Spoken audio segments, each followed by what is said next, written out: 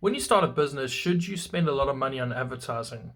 Well, my thoughts are not really. I think you need to start with a minimum viable product and you need to start with as least cost as possible. You want this thing, if it's going to fail, it needs to fail cheaply. So you need to spend time versus money in order to get this business off the ground. Especially if you're younger, you're going to have much more time than you have money. So you need to hustle a bit and exchange your time in order to get the thing done.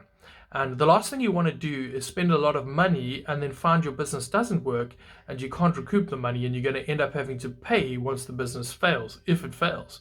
Now, a lot of businesses do fail, but a lot do succeed. And so you'll often find that what you set out to do and what you end up doing are slightly different.